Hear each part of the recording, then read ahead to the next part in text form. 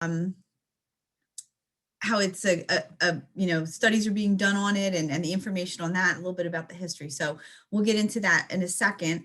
But again, I thank the Ocean City Library. My name is Christine Zellers, and I'm with the Rutgers Cooperative Extension of Cape May County's Family and Community Health Sciences Department.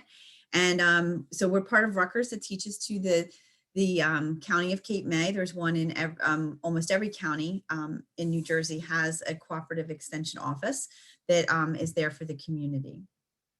So I'm going to share my screen now, hopefully. Here we go.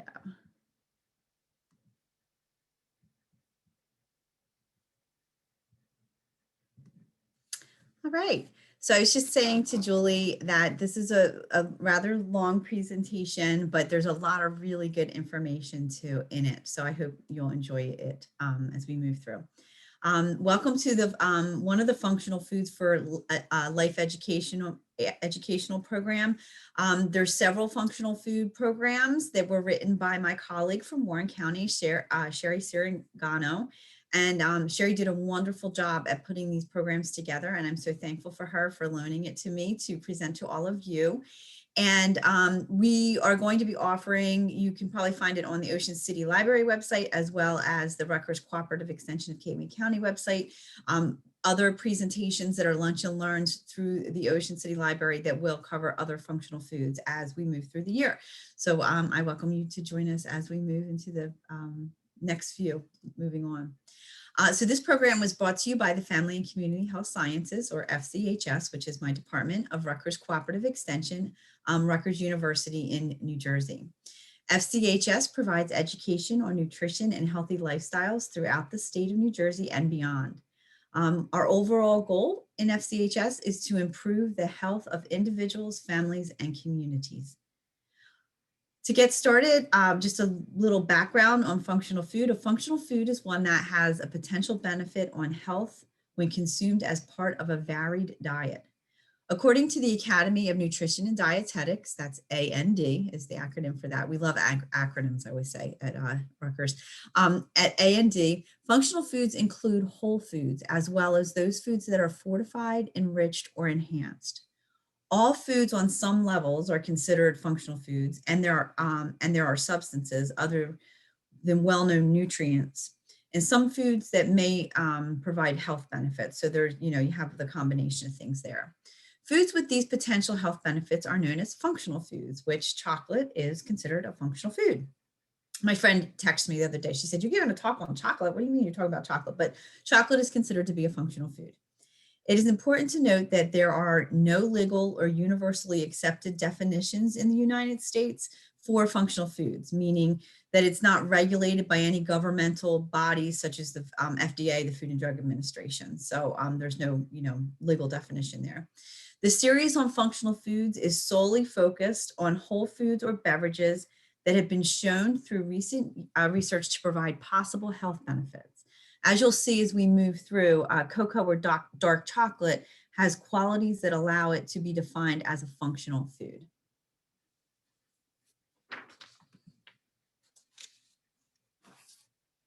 Yeah, sorry, Julie. Julie's putting in the chat. I'm going to release a poll now that we're in the first slide here. And if you would all be so kind to respond to the poll, that would be wonderful.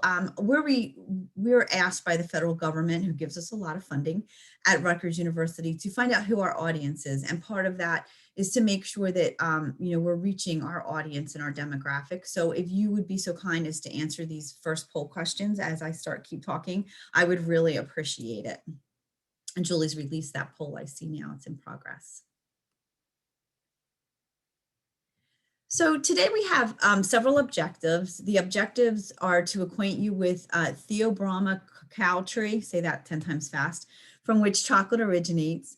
We're going to provide a review of history of chocolate, the different types of chocolate, the making of chocolate, and the research and current possible health benefits of chocolate, as well as the recommendations for including chocolate as part of a healthful plant-based diet. The overarching message of this Functional Foods for Life educational program is that chocolate can be part of a healthful diet that includes vegetables, fruits, whole grains, and legumes. So remember, it's part of an overall healthful diet. You can't just go eating just chocolate.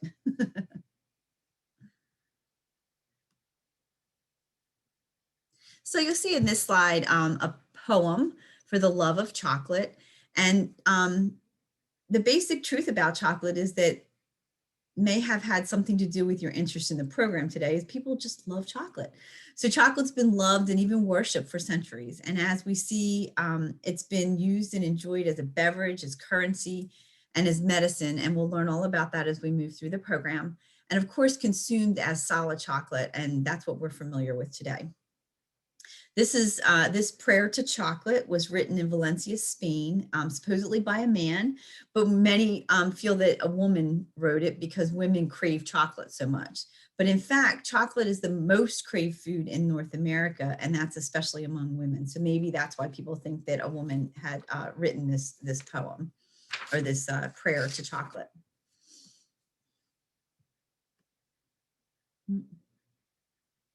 So let's talk a little bit more about chocolate craving. A classic study on college age students found that chocolate made up of almost a half of all food cravings. And these food cravings occur for 40% of females and 15% of the males studied. There may be a number of reasons for these cravings, which include what we have listed here, the why.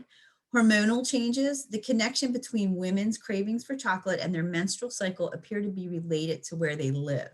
So studies have not indicated a direct hormonal reason for cravings around the menstrual cycle, and rather show that women in the United States learn. So we've kind of been taught to crave chocolate around hormonal changes, while women in Spain, for example, do not have the same cravings, and men in Spain actually crave chocolate almost as much as women. So there's a little debate there whether it's a hormonal change that we've learned or if it's actually there.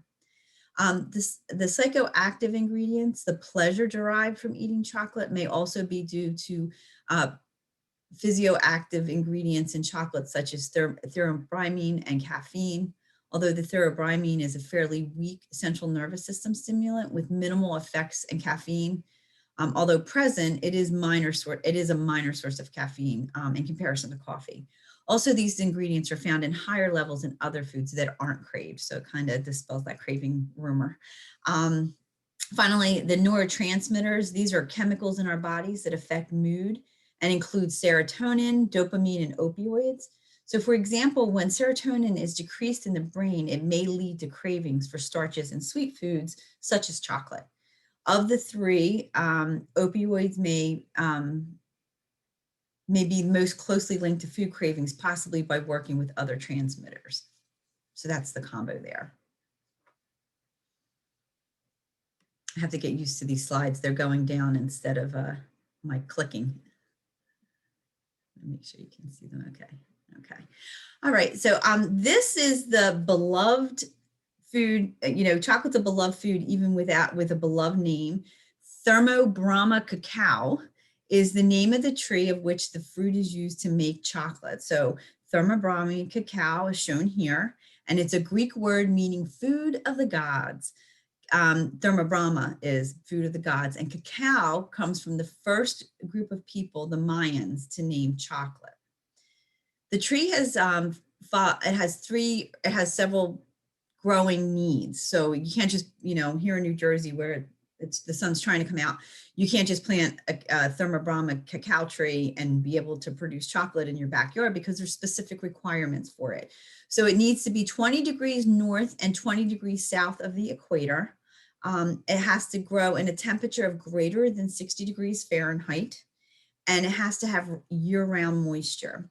The tree has a unique type of flowering known as cauliflory, whereas the flowers of the tree grow from small cushions directly on the trunk and the large branches. A pod then grows from each flower. So those you're getting you can see them coming right off here, those pods. And I'm going to take you down to the next. This is a close-up of the flowers of the Thermobroma cacao tree. So it's pretty plant, but again, not going to be able to grow it here in New Jersey because it needs those specific growing abilities.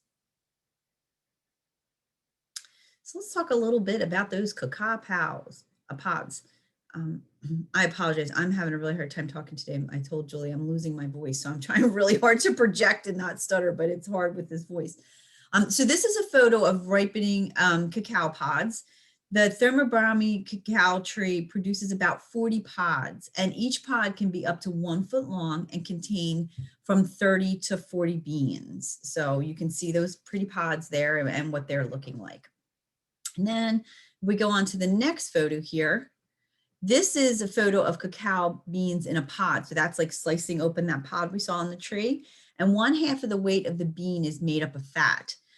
It takes about 400 beans to make 1 pound of chocolate. So that's a lot of production to get that 1 pound of chocolate. Maybe that makes us all appreciate it a little bit more. But yeah, just 1 pound of chocolate from 400 beans.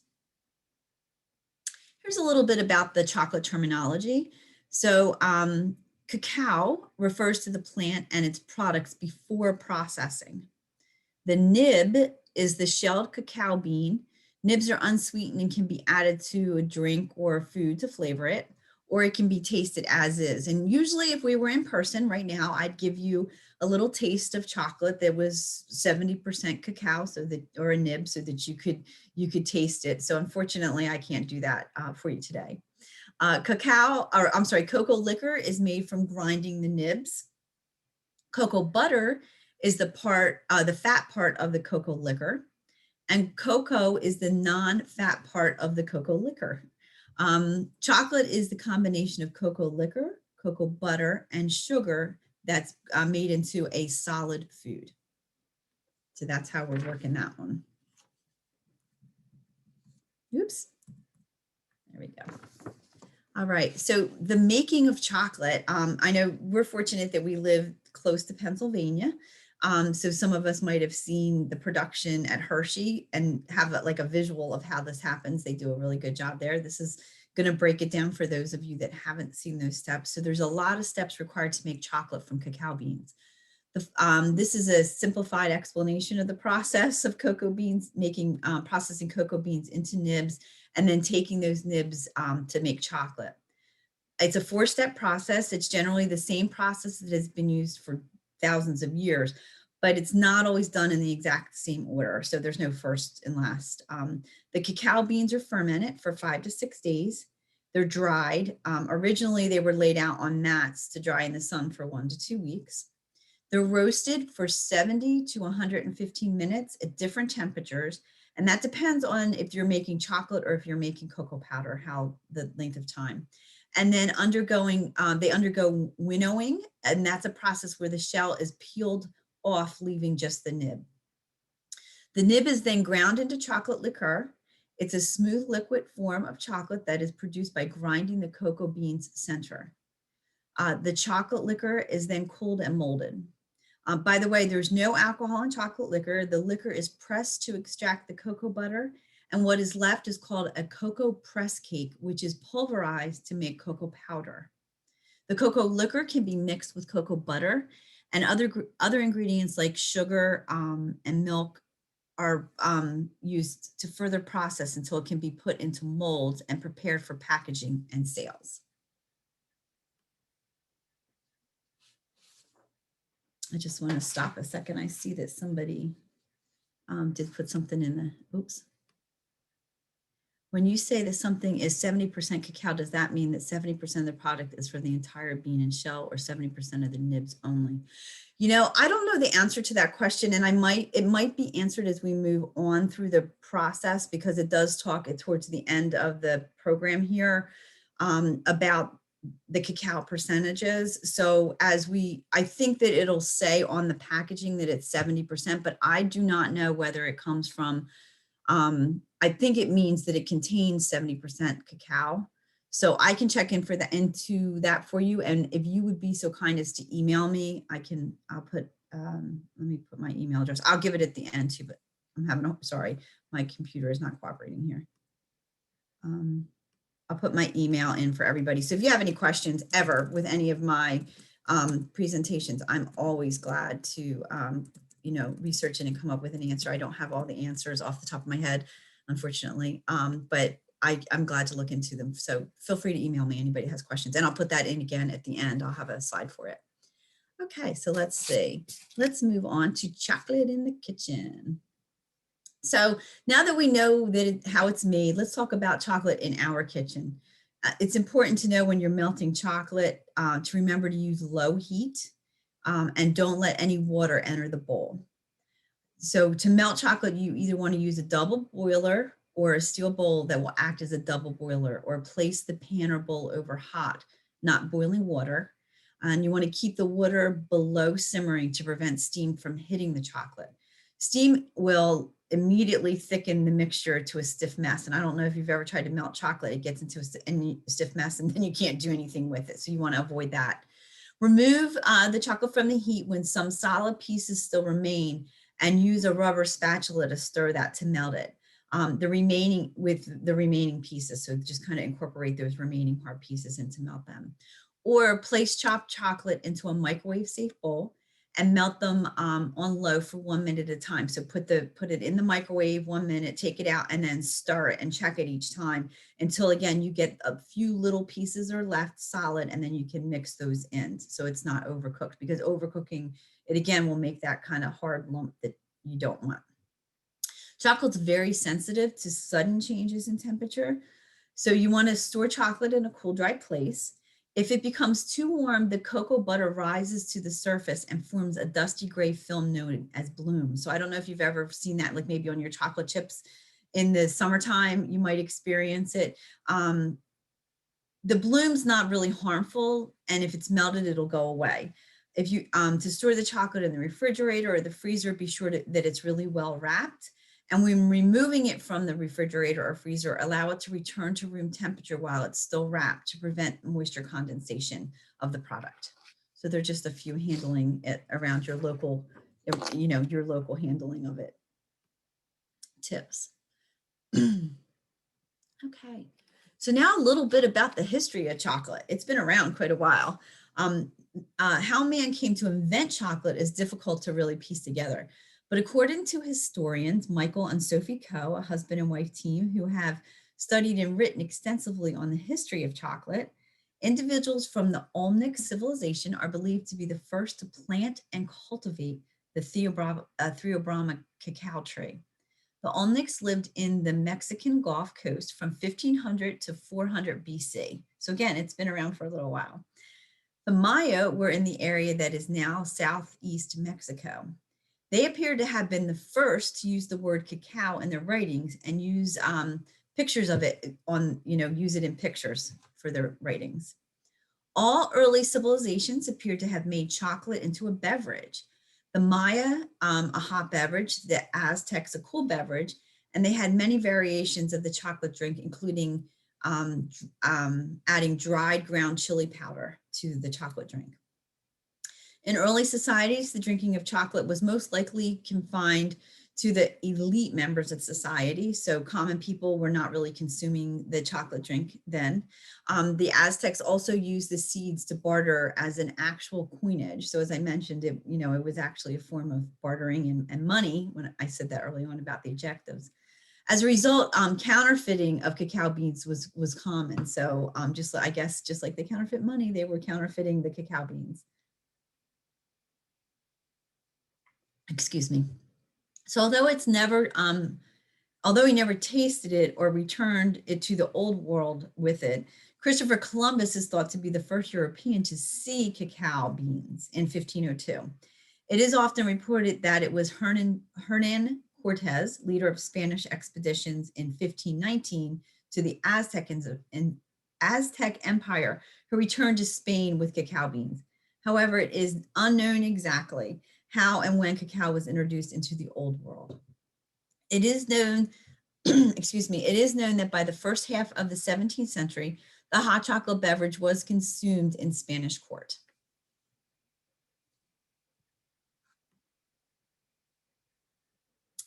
So you can see here the Molinos. This is prior to Spanish conquest. Early societies made their chocolate drinks by pouring it from one vessel into another to make it foamy. In the 16th century, after the conquest, Spanish colonists developed a new way to make this foam. They introduced chocolate whisk called milanono. I got it the first time, milanonos, which they twirled between their hands to make the beverage in tall vessels. And they were made out of pottery or wood. And you can still find wooden milanonos seen in the photo. You can purchase them in some really royal Mexican markets today still, supposedly. In the end of the 17th and 18th and through the 18th century, the chocolate pot or chocolatier was developed, most likely by the French, to make the beverage in a silver pot from which it was also served. So, you know, probably something that was similar to a teapot type thing.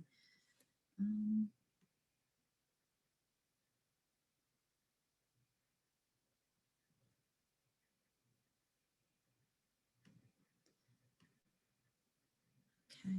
So a little more about the history. As the knowledge of the existence of cacao beans spread, each country made its own adjustments to the chocolate beverages, but it continues for some time to be only taken as a beverage.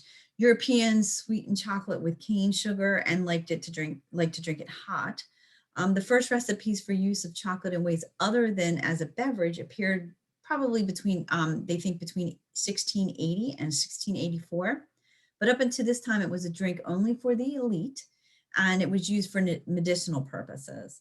In addition to, they thought, in addition to confronting the liver, aiding in digesting, and making one happy and strong, the chocolate was also used in treatments for the kidneys and anemia, tuberculosis, fever, and gout. So those were some of the early uses for chocolate drink at that time. In the 17th century, it was also viewed for the first time as being a valuable value for strengthening the heart and for treatment of heart pain.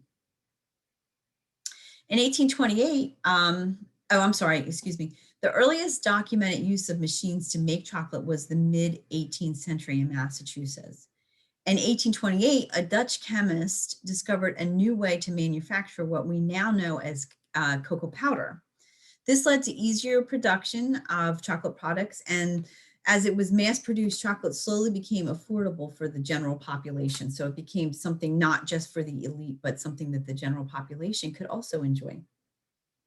The first true solid chocolate bar was made in England in 1847, and the first milk chocolate was made in Switzerland in 1876.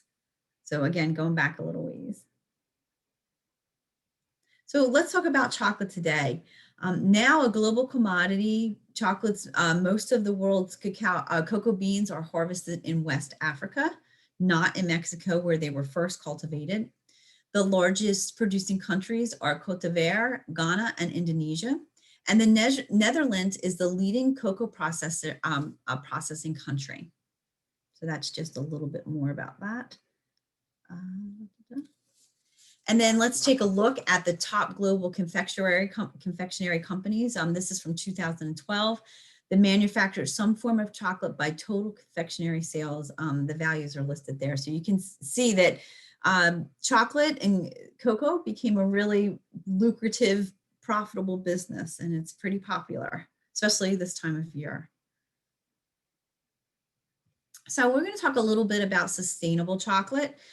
I was speaking with Sherry Sirigano, who I said wrote this program this week, and she is updating this. So if you looked into sustainable chocolate and these logos, they are being updated and changed. Unfortunately, she did not have that part of the process done in the slides. So I said to her that I would just let you all know that it is being updated at this point. So sustainability is the ability for something to be maintained over the long term.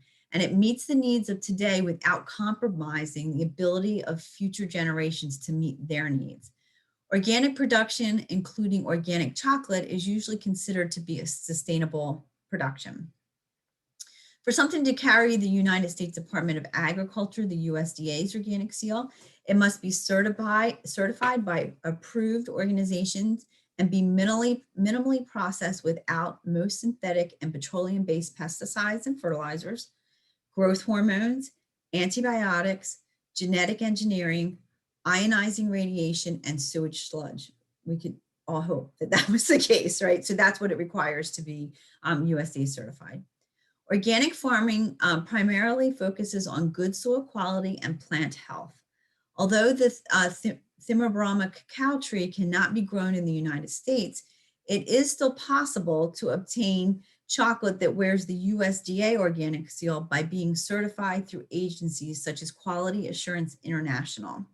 So QAI, Quality Assurance International, was started in 1989 and is a USDA accredited certifying agency approved to provide organic certification in accordance with the USDA's National Organic Program. QAI's programs verify organic integrity at each link of the product handling chain. So they are the organization that acts on behalf of the USDA to have that certification taken care of. A little bit more on sustainable chocolate. Fair trade refers to an industry that is sustainable in a different way in that it protects the lives of the creators of the product. So chocolate's a good example of a product that can be produced as fair trade.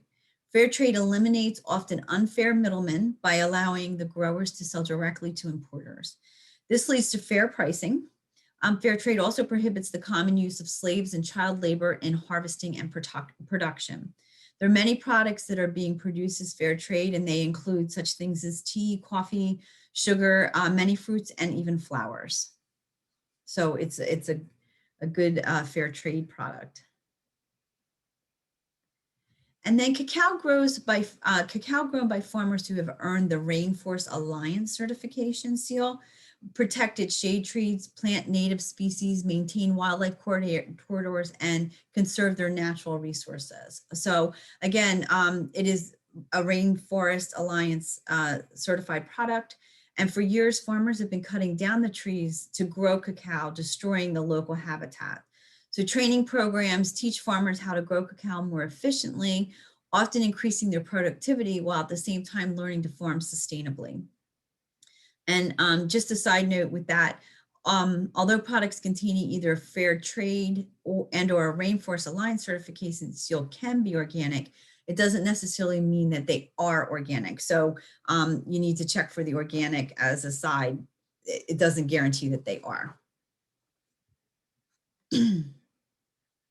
So let's talk a little bit about the research on chocolate. This is where it gets really fun with all the difficult words to say, so I'm going to take a little sip here. So research on cacao and chocolate's possible health benefits continue to be studied worldwide. Polyphenols are a group of compounds found in cocoa and other plant foods that have been studied, also known as phytonutrients, phytochemicals, and nutraceuticals. The type of polyphenols found in chocolate are flavonoids, or specifically flavonoids or flav3 oils. These compounds are responsible for the bitter taste of cocoa. Other flavonoid-rich foods and beverages are green and black tea, red wine, sweet cherries, apples, purple grapes, blackberries, raspberries, and broad beans.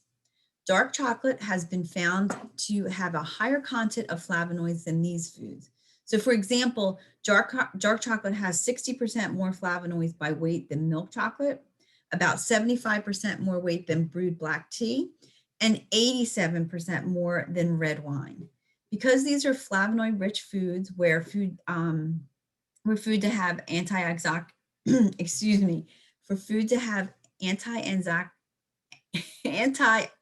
properties and to turn many health benefits.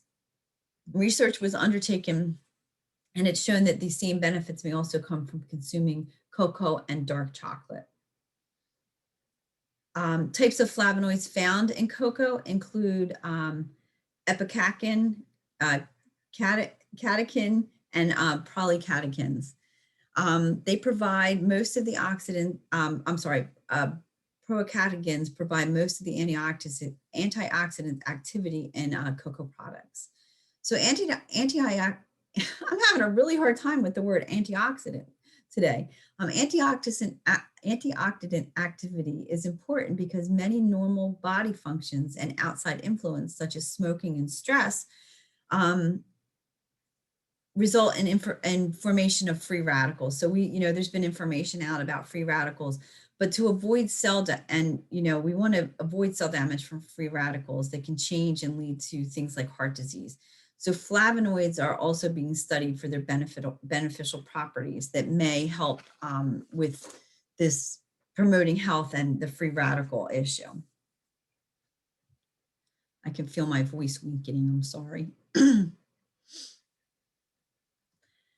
All right, so there's new research that has shown the possibility of cocoa to reduce the risk of diabetes in a number of ways. So insulin is secreted through cells in the pancreas known as B cells. In some studies, substances in cocoa known as epicactin, which we talked about in the last slide, were found to stimulate the secretion of insulin, lowering blood glucose levels and improve glucose tolerance.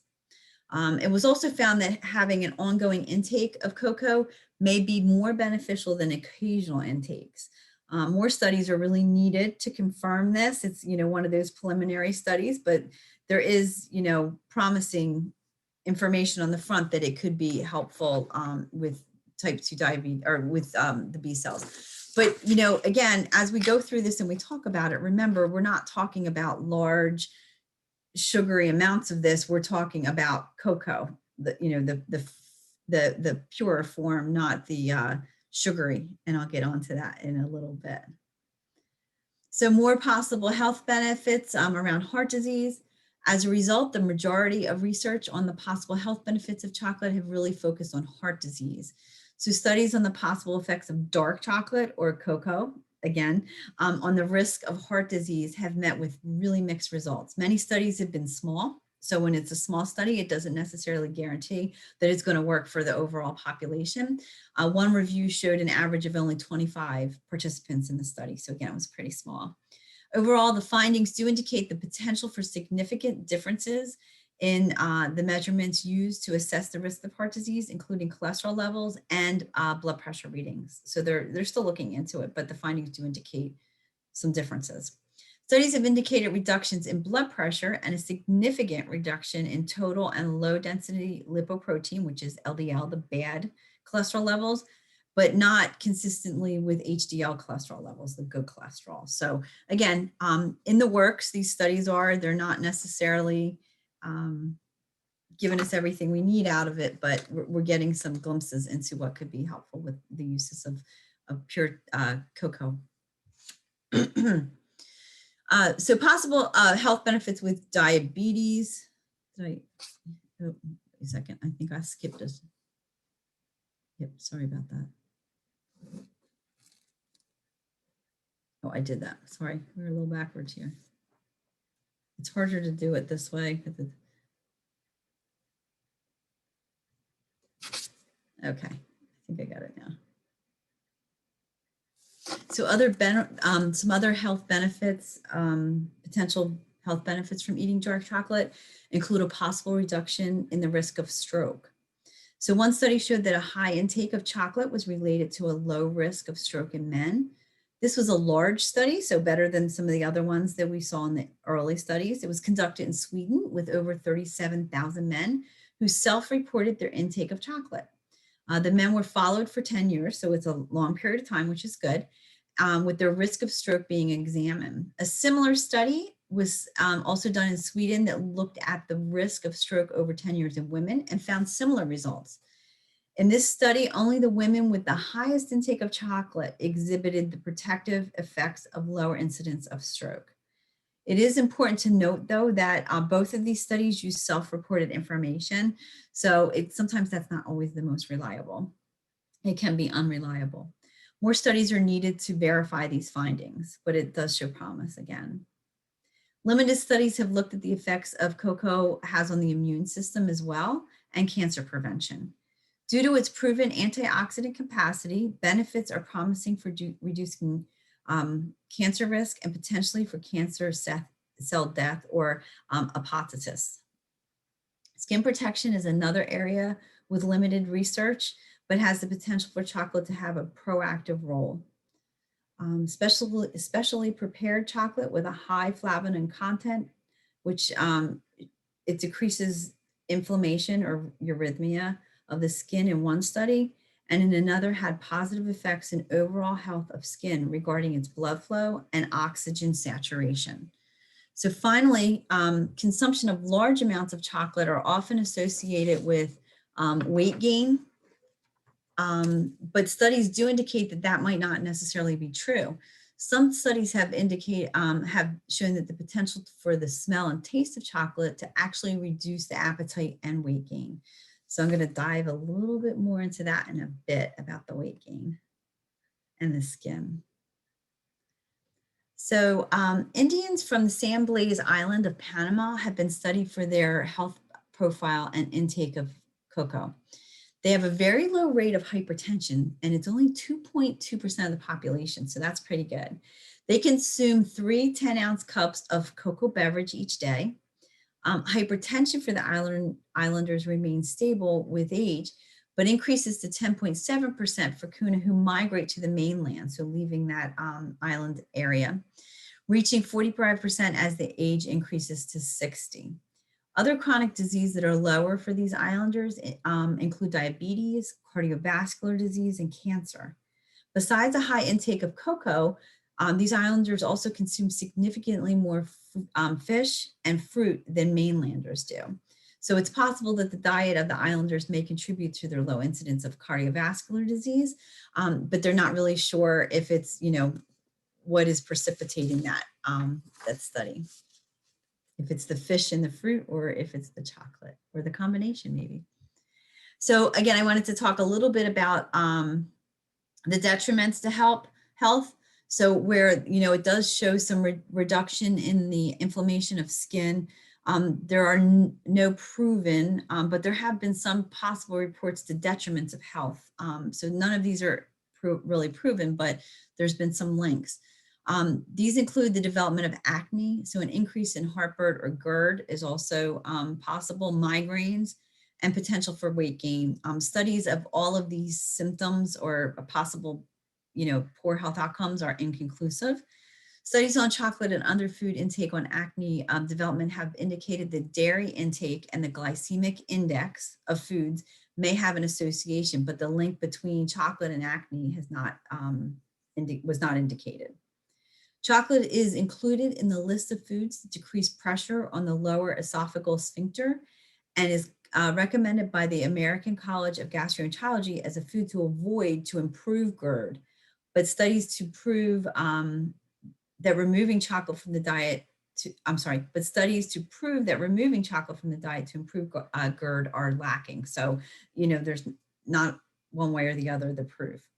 A substance in chocolate, phenylmethylene, has been suggested as a trigger for migraines. Mixed results have been found in studies. So, again, not totally conclusive, but it has been proven that chocolate and migraines are somewhat associated. The potential for weight gain when consuming large quantities of chocolate is very real. However, this could be true of all high calorie foods, and it's not specific to cocoa or its content. So any food that is high in calories could potentially, obviously make your weight increase, not just chocolate. All right, so the conclusion of the research studies on cacao and chocolate and the components in cacao, in cocoa have led to a strong body of evidence that cocoa and dark chocolate may provide health benefits that include heart health, diabetes prevention, stroke reduction, immune function, and cancer prevention, as well as skin protection and weight management. Continued research is needed to determine more about the how and why of this, as well as research is needed to provide information on the big question of how much. So, the Indians that were eating it on the island, is it because of the amount they're eating, or how's that working out? So there's more studies needed on that information. All right, so is chocolate the new health food? As you've seen, chocolate has some possible health benefits, but because it's high in fat and calories, this should be taken into consideration. Researchers all agree that the specific studies are needed before recommendations for eating dark chocolate can be made. So there's no recommendations for it.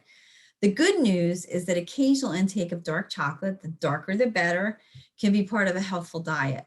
In the meantime, chocolate in moderation, just like everything else in moderation, can be part of a healthful plant-based diet. So this is where we get a little bit more into the cocoa content. However, remember that not all chocolates created equal. So this goes back, I think, to the question of the amounts of cacao. In general, chocolate with the highest percent cacao will have the most flavonoids or possible health benefits. And the amount of cocoa liquor in chocolate determines how dark the chocolate is and the percent cacao that it contains. Cocoa powder or baking chocolate has the most flavonoids, although Dutch processed cocoa, due to its processing method, can have reduced flavonoid content significantly. So the way they process it can really reduce that, make a significant decrease in the amount in there. The amount of flavonoids can vary in chocolate due to the type of cacao beans used and the method used to process them.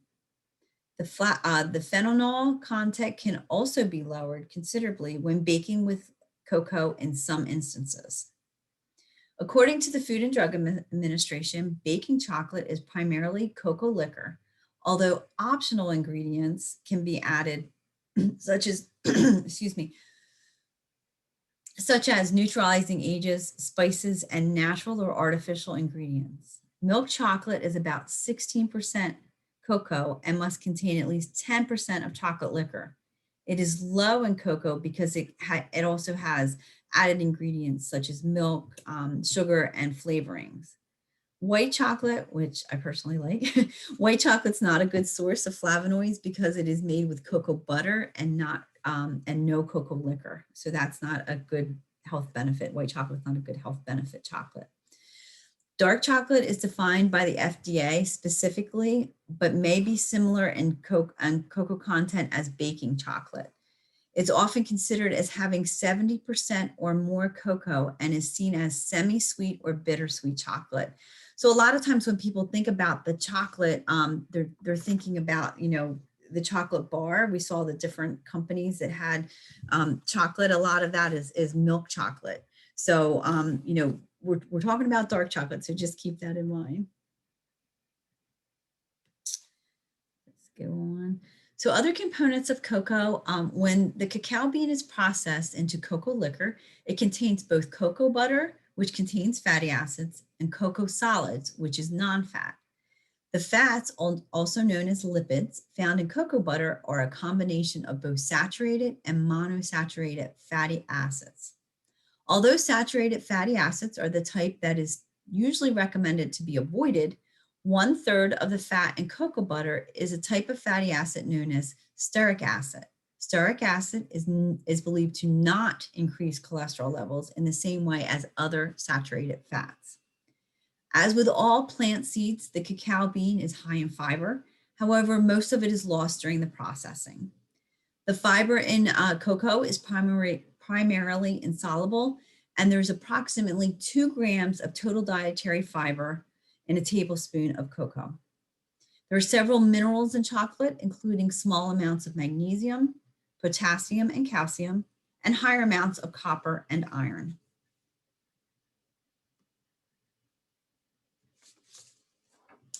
So chocolate is part of a healthful diet. Although all foods can fit in, moderation and variety are always, you didn't think you were getting away without me saying moderation and variety in a talk, right? So moderation and variety are keys to a healthful diet. Eat all foods in moderation, eat a variety of them, and focus on mostly plant-based diets. Recommendation from the Dietary Guidelines, American Institute for Cancer Research, and the American Heart Association all recommend a diet high in a variety of plant foods. So that comes from that whole make half your plate at every meal, fruits and vegetables, plant-based, right? Chocolate is just one of the many plant foods with possible health benefits. When choosing chocolate, high content cocoa products are found in dark or bittersweet chocolate. 70% or more cacao is thought to be an adequate amount of cocoa, although there are no specific recommendations or definitions of dark chocolate from any governing body. So they recommend the 70% or more of cacao content. And, if you go out and buy a chocolate product, that would be the healthier one. But there's nobody that's really governing that or monitoring that. That is just, an adequate amount that they're recommending. Please note that we've not talked about chocolate cake. And this is where I said, remember the differences in the types of chocolate. We've not talked about chocolate cake. We didn't talk about chocolate candy. We didn't talk about chocolate ice cream or other popular chocolate desserts in this presentation. Rather, we talked about chocolate in its purest form, as close to a plant food origin as possible. So that whole food. Eat chocolate as part of a healthful diet that includes other whole plant-based foods, including fruits and vegetables, whole grains, and legumes. So we're not talking about, grabbing something out of the candy aisle. We're talking about the piece of chocolate that might have a large percentage of cacao in it. Enjoy small amounts of dark chocolate occasionally, and know that you may be getting some health benefits from it as well as enjoyment. So you're not just getting the regular enjoyment, you're also getting a little bit of health benefit out of that enjoyment if it's the pure form.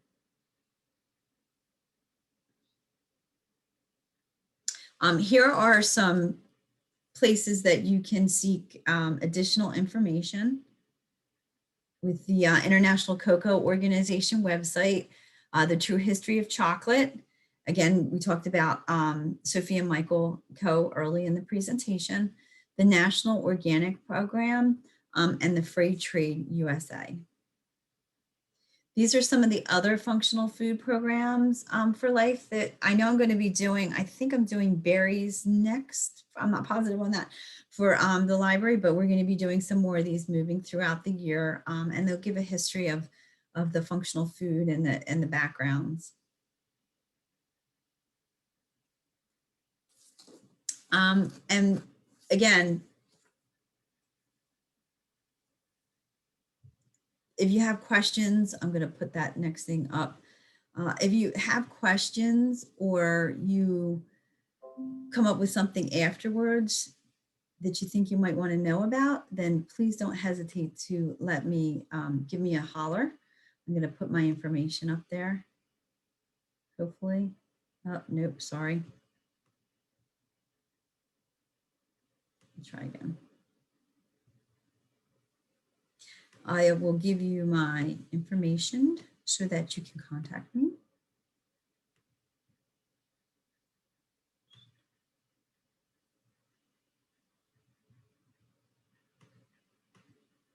There we go. Sorry about that. This is my information. So my email address is there. I put that in the chat as well. Also have the website for Cape May County where we have other programs that are coming up. It will list my programs, that all of my programs I'm doing, whether it's for Ocean City Public Library or whomever I'm doing them. It also has on there our website that you can check information out on all the cooperative extension programs as well as FCHSs. And it has the cooperative extension website for all of New Jersey. And then we also have 2 Facebook pages that you can follow us on. As I start looking through the chat, if you would be so kind, I know I was stuttering a little bit today. I apologize. My voice is really wanting to quit right now. But if you would be so kind as to give me your feedback on the presentation, you can hold the scan piece up to your phone. I checked it, it works, and use the scanner to take you right to the link for the evaluation. Or you could also use this link. You could put that, I'm going to share it in the chat right now, or, so that you can do that for me as well.